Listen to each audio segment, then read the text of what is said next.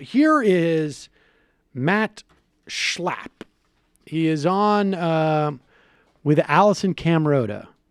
Matt Schlapp, he is the, who is this guy? The director of CPAC. Okay, he's the CPAC guy. Now, this is the guy who told Michael Steele, who defended the guy who said that Michael Steele only got the job because he was a black guy. This is a guy who has welcomed Ann Coulter to CPAC. This is the guy who welcomed Steve Bannon to CPAC. This is the guy who welcomed, people, Ann Coulter has said worse things about Democrats, Clinton, Obama, Pelosi. Multiple times. And the idea that Matt Schlapp, I want to put up a graphic before we get to Matt Schlapp, who is the head of CPAC. Here's the graphic. This is from a new Pew poll. And there's other interesting data in this poll that we're going to talk about. But look at this. This is the Pew Research Center. Most Republicans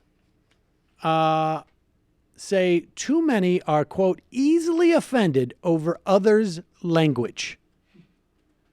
You have in July of 2016, lean Republican, this is 2 years ago, 79% felt that too many are easily offended over other people's language. That's up to now 81% in February of 2018. It's gone up a little bit with Democrats as well. They're 54, 44. And so it's gone down with Democrats. But Republicans are convinced that too many are easily offended over others' language. So let's go to the head of CPAC talking to Allison Camerota to basically say, I'm apparently one of the 19% of Republicans who don't think that people are too easily offended by others' language. Look, the journalists who are involved with the White House Correspondents Association said that they didn't know what she was going to say. In the interest of giving a comedian free rein and letting her have her creative expression, they didn't tell her what she could and couldn't say. Allison, a little bit of me has sympathy for them. I put on CPAC every year with our board, and, I don't always make the right decisions on invitations. It's not an easy thing to do, so I give them grace for that. And I also applaud them for the fact that when it bombs and when it's off target and when it's mean, when you're trying to be funny, it's the right thing to do is to stand up and take ownership for it. Yeah. So I give them credit for doing that, and I think they have there's a real moment to figure out whether this dinner is serving a purpose or not, and it gives them a chance to think about that. And so, Matt, what part was it about the jokes, the few jokes about Sarah Sanders? Did you think that the comedian was going after Sarah Sanders' looks? I thought the smoky eye thing, definitely. There was this whole conversation about bringing a makeup artist into the White House, and there has always been sometimes an obvious and sometimes a subtle reference to Sarah's appearance, and I felt like that was beyond the pale. I also think when it just says she lies, she lies, she lies. Now look, we have big political disagreements in this country, and I think it's wrong for journalists to take that next step. And granted, she's a comedian, but plenty of journalists do it as well. Pause. Just wait a second. It's wrong for journalists to point out when someone's lying. And granted, this has nothing to do with what we're talking about because she's a comedian and was doing a comedy routine.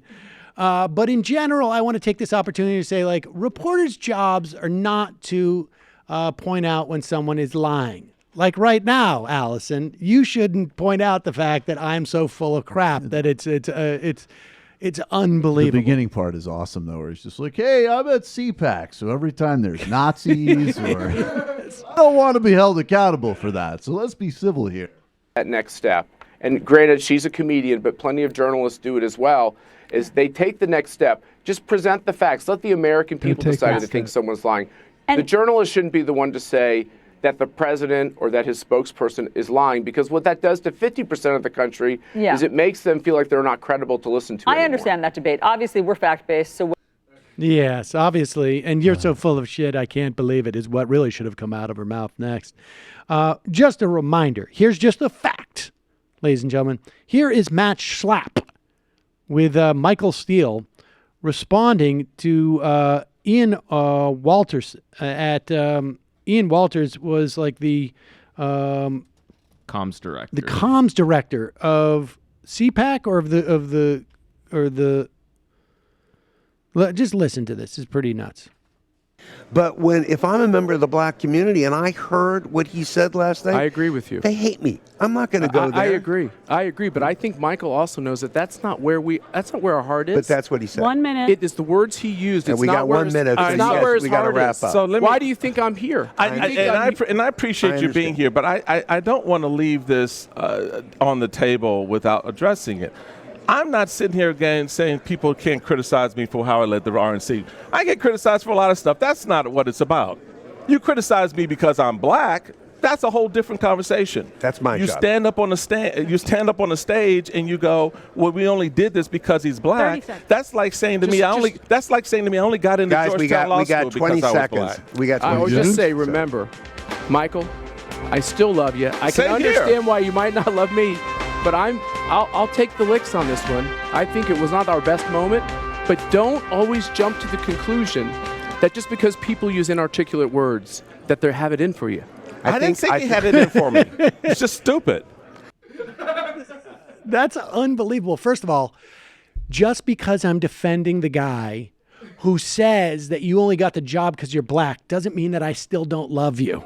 Let me just say yes. this. Oh, well, thank God you still love me and let me just say this, that why do you have to jump to the conclusion that when someone says you have the job just because you're black, that this is about you being black?